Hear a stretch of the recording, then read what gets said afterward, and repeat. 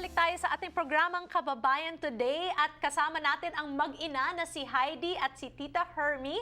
But let's talk about Heidi. Heidi Carreon is a second-generation Filipino-American writer. And she's from the San Gabriel Valley. She enjoys listening to what strangers have to say, perfect for a budding journalist. She dreams of telling the stories of Los Angeles' many ethnic neighborhoods and empowering younger generations over the course of her career. Kasama niya ang kanyang ina dito sa ating programa, si Tita Heidi Carreon. Hello, guys! Hi! I'm so excited to have a mother and daughter here because hindi kami masyadong kausap ng mother and daughter, and especially having a college student and her mom here. I think it's really important for kababayans that are watching because let's face it, Heidi, you've decided to pursue something that not a lot of Filipinos pursue, journalism. Yes. Share with us that journey. So I've always been a reader and writer as a child, and over time I realized that I really enjoy hearing people's stories, like hearing them talk about their homelands if they immigrated from someplace else, hearing them talk about a good memory of an ice cream shop way back in the day, you know? And so I decided I wanted to pursue journalism, but when I told my mom and other relatives, like, oh, I want to be a writer, I want to write for LA Times and all that, and they would say, oh, but anak, don't you want to do nursing? Or how about business or accounting? And I would say no. I thought about it for maybe a second. I said no, because your heart wasn't in it. My heart was definitely not in it, and because listening to what other people say, hearing their memories, that was what got me on fire. That was what really, really made me want to go out and like just do for the rest of my life. And I couldn't see myself doing anything else. Right. So, Tita Hermie, nakwento ng anak nyo na nung sinabi niya sa inyo na gusto niyang mag-journalism, ang unang reaction nyo, hindi dapat. Kasi sabi ko, mas ang nursing. Siyempre, maraming Pilipina nagna-nurse. Maganda ang pera pag nurse, 'di ba? Pag journalism, ano kikitain mo diyan? Kaya totoo 'yun. Tapos sabi niya, no, I want what I want. That I am happy. Oh, okay. But not because what you want is what I want.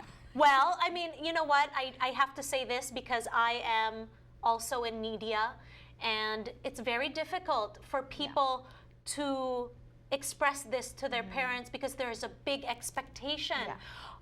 Di ba, sabihin na natin, napakalaking sakripisyo na pumunta dito sa Amerika. So, syempre, gusto natin yung mga anak natin, magaganda ang kinabukasan. So, for Filipino America to go against the grain and pursue something that not a lot of Filipinos do is a big step. But the fact that you are excelling is validation to continue doing this.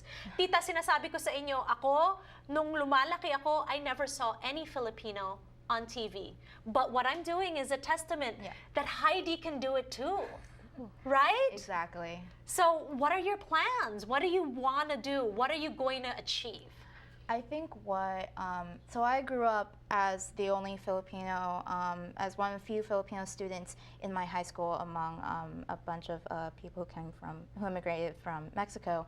And being the minority in a school of minorities, it just made me realize that there are a lot of nuances that go between communities of color when they communicate, and even with communities of color and and Caucasian populations, there are a lot of nuances that get lost in terms of culture. And so what I decided that I want to do, and decided where my passion lies, is telling the stories of the different ethnic communities in Los Angeles, and from Little Tokyo to Koreatown to the Armenian and the Jewish communities in Los Angeles. This is such an amazingly diverse city, and we're all living here. We might as well get to know one another, and we might as well get to know where we are coming from culturally. Yes, so you're in the right place, girl. And USC, I mean, that degree that you're going to get is definitely going to give you so many opportunities.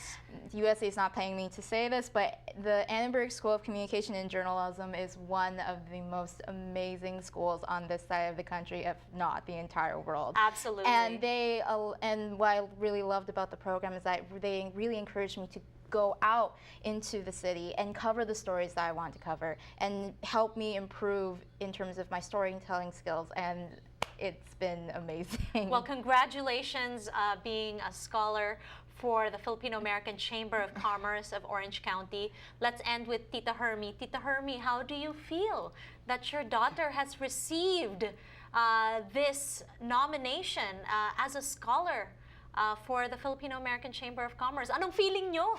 Very proud. Siyempre. O, di ba, miski hindi siya nag-nurse, proud pa rin? Oh, of course. I'm 100% support what she wants. I know that it can be very difficult, especially growing up as a Filipino American with the first generation na lumaki sa Pilipinas. But let's remember that family is the most important thing, and supporting the dreams of the youth is what's really going to empower them to succeed in the future. So maraming salamat for sharing your story here on Kababayan today. Thank you. Good luck. All right, pagbalik naman natin, kasama natin ang Scholar of the Year, Mr. Kevin Casasola. We'll be right back.